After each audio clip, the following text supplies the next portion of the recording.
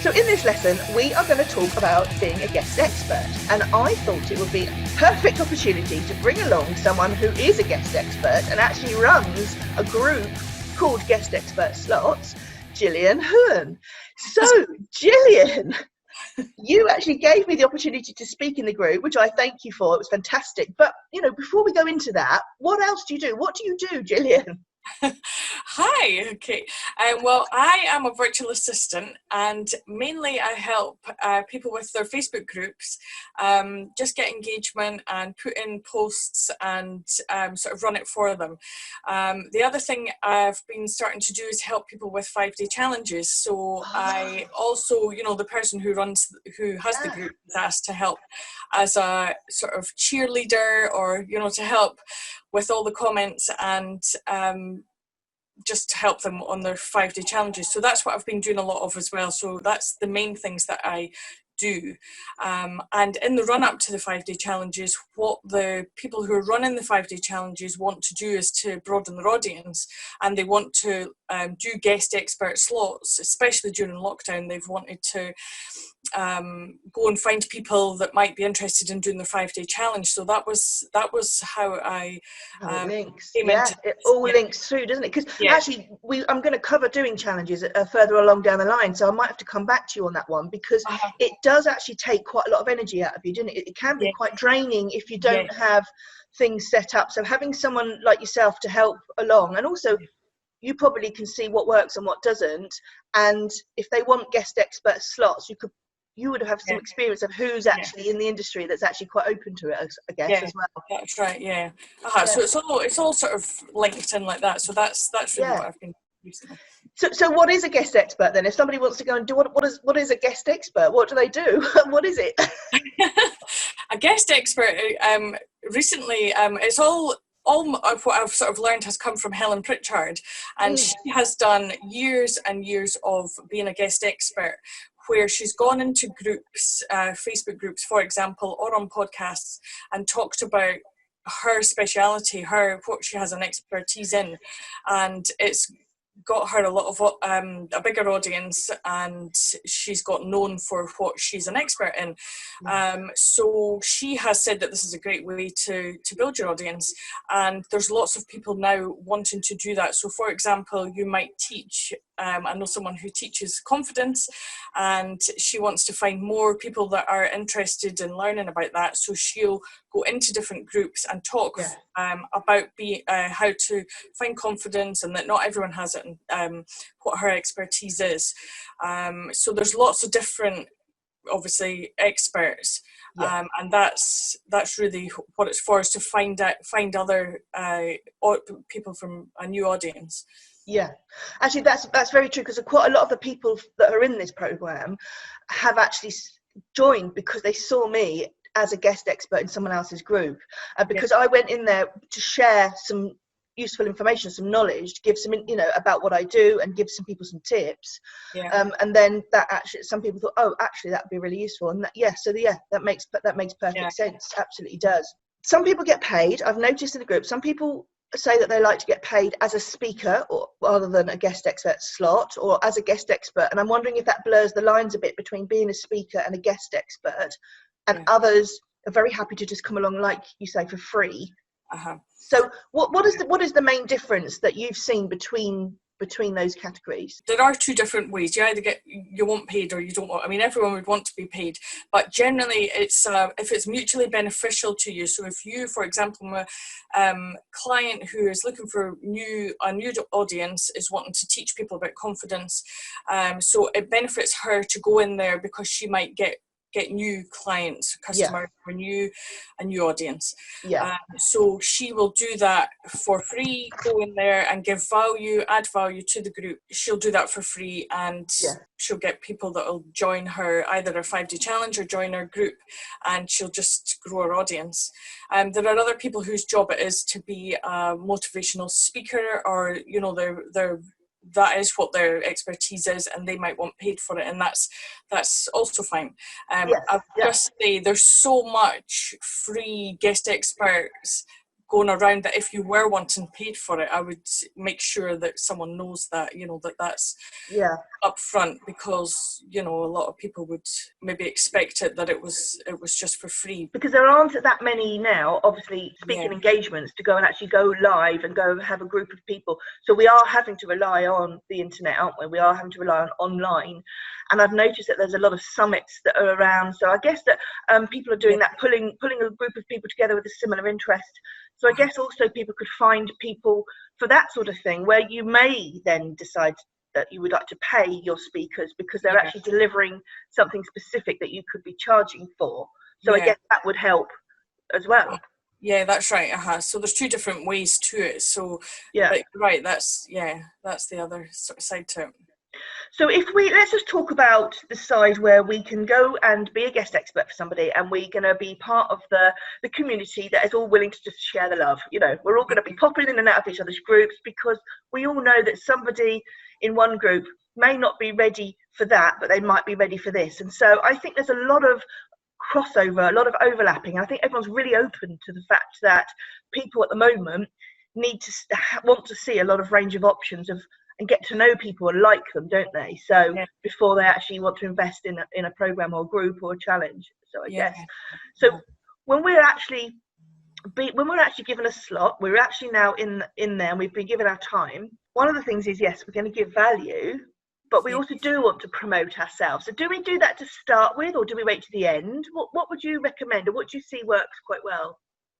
My recommendation would come from Helen Pritchard, who would advise you to go in, that you're wanting to go in there and add value. So you're going in there really for free, to give them something for free that they appreciate, that they can use for free. If you loved it, you would then go and search them out and follow them, maybe buy from them or whatever that way. So you're giving them for free, you're not expecting anything for it, and you're going to come back if they, a certain percentage of people will be so interested in how you've come across and what you've said, and that you've done it for free, that they would come and seek you out and go into your world and maybe buy from you that way. When people are promoting a 5-day challenge, which is also free, the reason that they're doing it on that week or whatever is that they want to promote their thing. So, and that is also, acceptable, I would say, definitely. And I would say at the end, normally if the group leader, whoever has invited you into the group to speak, they would maybe want you at the end, once you've done all your expertise, to share your link to your challenge or whatever you're promoting at the end. And if anyone's interested, they can contact you that way. No, that makes absolute sense, doesn't it? Because in the program we do cover talking about funnels and about attracting people at the very start, and we also work on building an intro offer, paid or otherwise, the freebie, so to speak. And actually, by being a guest expert, you're positioning yourself as your own freebie, aren't you? You're at the top of that funnel, attracting people and being able to tell them what to do. So it's just another way of helping bring people down into your world, isn't it? It's about being visible, and it's a good way of getting visible to people that you didn't know before. And especially at the moment with the pandemic, with everything that's closed down, it's like going on stage and speaking about your, that's what it's like. I mean, that really is what it is, but it's just virtually. So you're going on stage in front of 100 people maybe that you're going to talk about, and that's what you're doing. Great opportunity. So do you think, if you're going to be putting yourself out as a guest expert, do you think it's worth having like a set of fixed talks, or sort of make sure that you also tailor it to the audience of the group that you're in? So for example, I talk about techie stuff, so I can pick any subject within the techie stuff that's related to my audience. And although I don't have a fixed formula, I can actually break it down. So one group I went into, I talked about payment systems. And yet in another group, I narrowed it down even further, and I just did a short talk about a specific payment system. Does that what makes sense? I would. A lot of people have got a pre-prepared, organised guest expert slots sort of program that they'll go through, that they know it lasts half an hour, they know they're giving value, they've thought about it, they've planned it, and depending, as you say, on which group you're going into, you'll maybe tailor it. For example, if we've got the confidence group, then you maybe tailor it towards how would this build your confidence, or where does this fit with people who are interested in building the confidence. So you're right, so you can have your expertise can be tailored in different ways, but generally a lot, it's good to have something that is a proper value, that you're going to add value, and you're going to do that. Yeah, no, it is all about adding value and giving value to people, because people want to get to know you, they want to get to and if we are needing something in our own business, we are looking in and we are tapping into the guest experts. We are looking to people who are putting themselves out there, because we want to see how they deliver, don't we? We want to see how they talk. Do we connect with them? So quite often, regardless of what they're offering, a free program, a free challenge, a paid program, for us, we need to be a bit more discerning with how we spend our time and our money, don't we? So this, as a buyer, as somebody who wants it, it's absolutely brilliant for us to actually see, okay, who's out there, who's offering this, whose style do I like? So to be part of that platform, you're almost sort of parading yourself in front of the shop store, aren't you? Like yeah, that's right. Yeah, you're right. Yeah, it's great for people to see, who they like. Some people like this person, they don't like that person, and that's fine. Everyone, finds who they like. Yeah.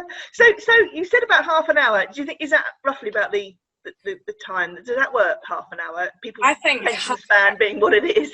Yeah, that's right. And I think my experience is that most of them are about half an hour.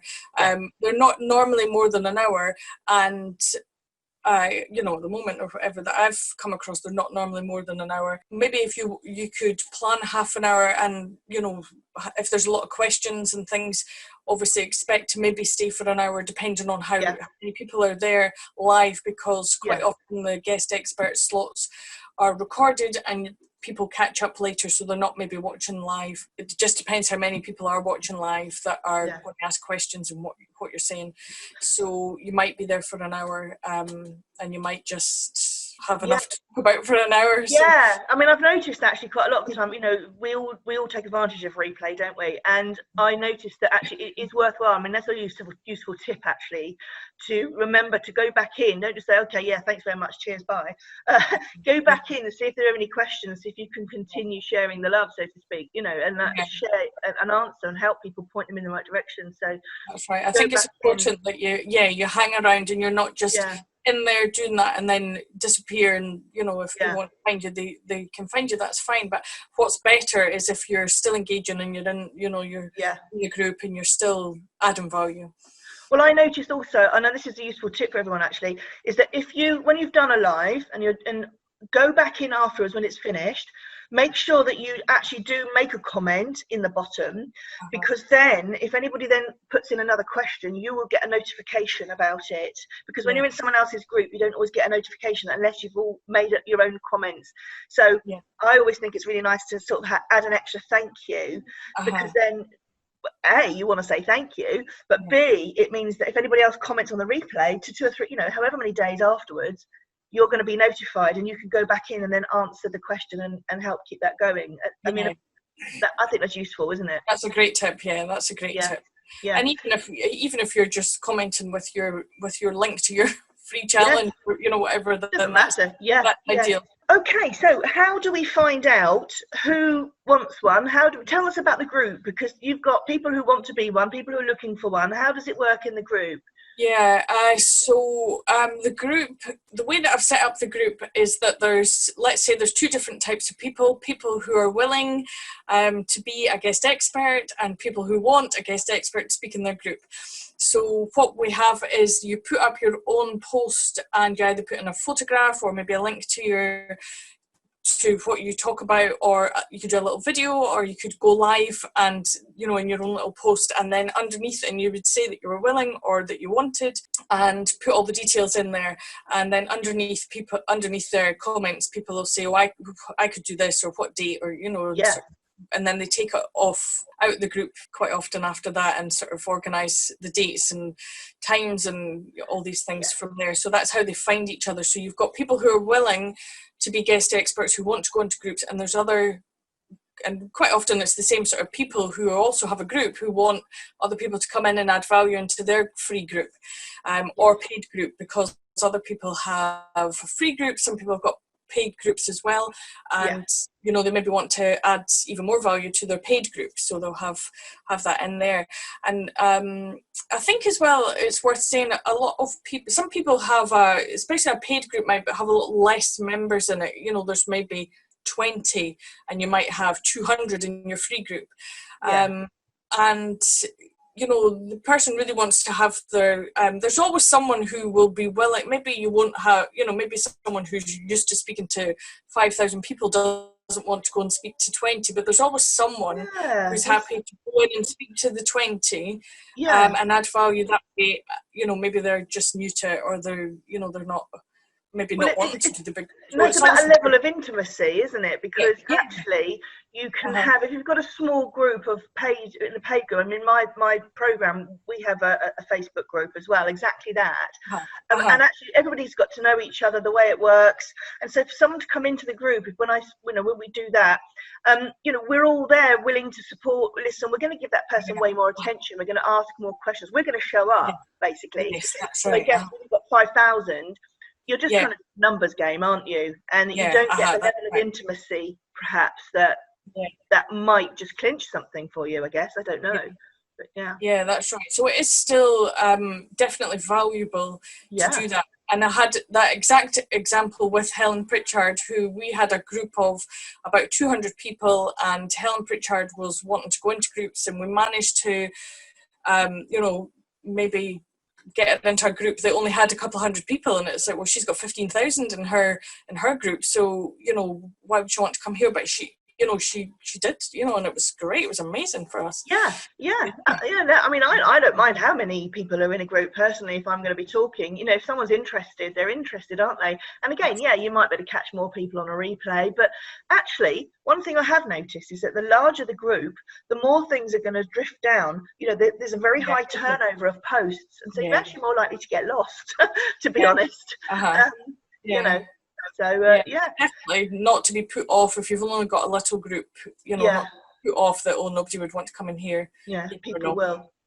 So you also do have fixed things in your group, don't you? You have like the Friday to story, and then you have other things going on. Tell us what else we can have and experience as being part of the guest expert slot group.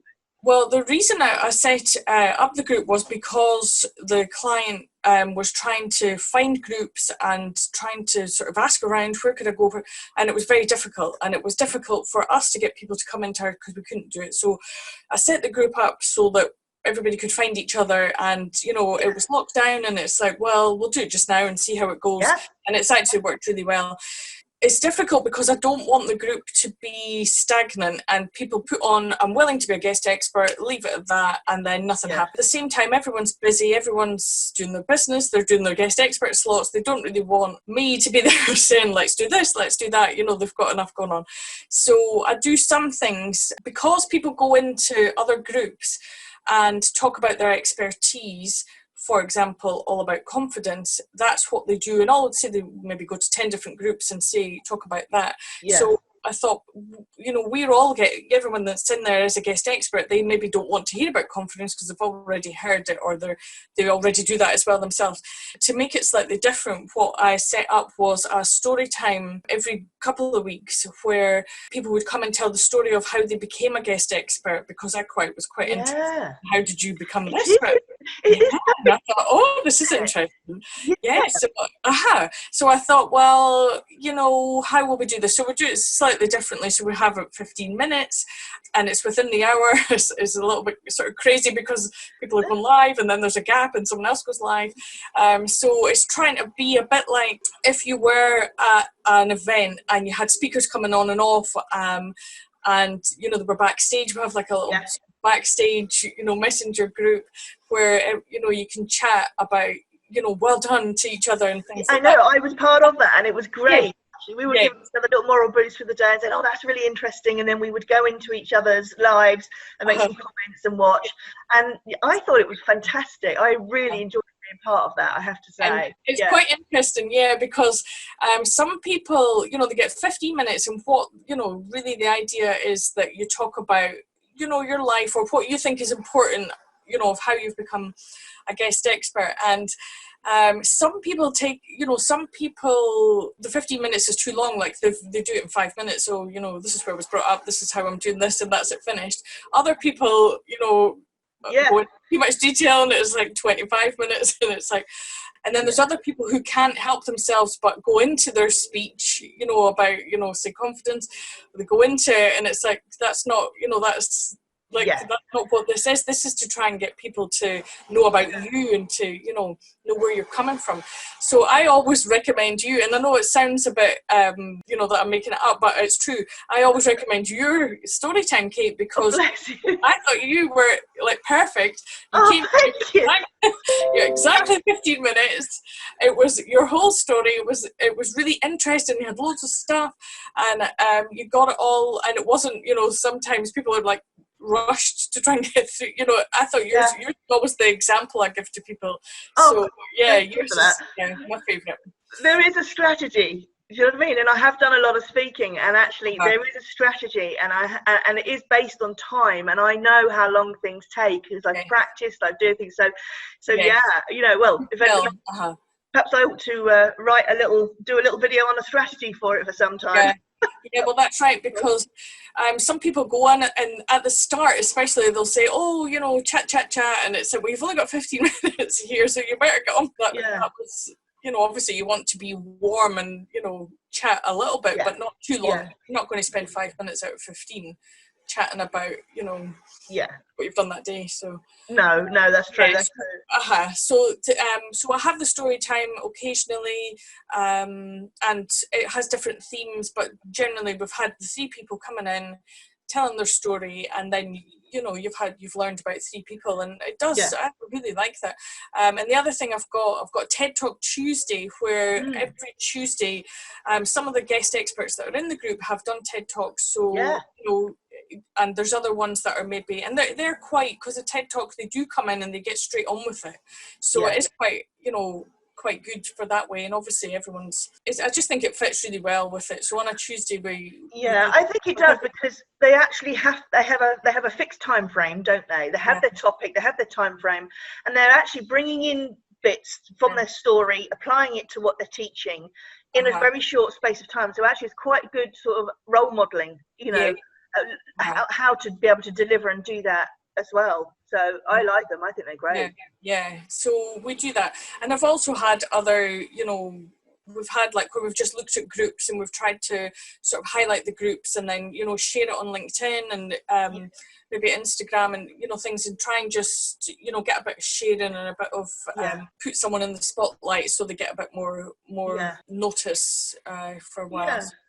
Well, I think also people need to be proactive, don't they? I mean, otherwise it's a case of like, it's the same as just popping past the notice board outside a shop and just putting your picture there, hey, I'm willing to do this, and then going off and they're coming back to check. I think people do have to take an active role. If they're going to be putting a posting about themselves, they ought to also, it's a free thing, you can't just expect everyone to rock up, can you? You've got to actually take ownership of putting yourself out there and taking some action. So liking other people's, going and seeing other people's stories, commenting on other people's things, seeing who's available yourself. So I think that's important, isn't it?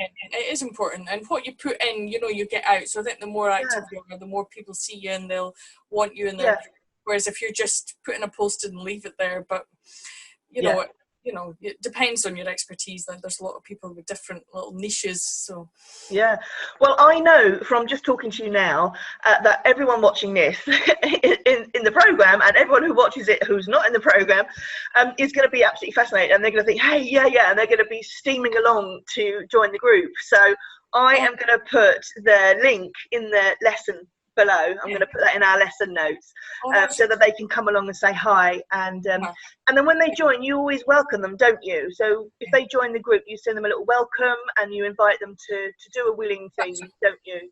Yeah, that's right. And what we have in the group, there's people who, for example, Helen Pritchard, who has done, hundreds of guest experts. There's other people who don't, they haven't done one, and they're not interested. Yeah. They're just interested enough to think, I wonder. And so what I say is that they're watching and waiting, that they're just seeing what everyone else is doing. Maybe I should do this, I'm not sure. And those people are really important as well. And the other people are the VAs, the virtual assistants, who they are booking and looking for their clients. And so they're in there as well. So there's different, it's not just people who are guest experts that are in there. They're, other No, that's very true. I've had a couple of VAs contact me in the last couple of weeks to set up things for next month, and then VAs for other people's groups, whom I've also going in as guest experts. So no, that actually makes a lot of sense. So if you've got your own VA, I guess, or if you're looking for other people, don't just see it as a way to showcase you. See it as a way to bring extra value into your own audience. I mean, I don't have all the knowledge you have. I can only say it from my point of view, but that's why I thought it'd be great to have you here. You can give like the lowdown, the inside info, and it makes sense, doesn't it? Yeah. Basically, we are role modelling here, Gillian. Exactly what we're doing. Oh. Thank you so much. It's been really good fun. Honestly, found loads. I would encourage everyone to go and join the group. I really, really would. I've had great fun in it, and there's some great speakers in there. And you pick up useful tips, find out who's who, and if anybody's considering growing a group in the future, then just what is the point of that group, and who can help you bring value to your audience? I mean, that's the important thing, isn't it? Yeah, that's right. Yeah. Yeah. So thank you, Gillian. Thank you so much for being here, and I shall see you soon. Thanks very much.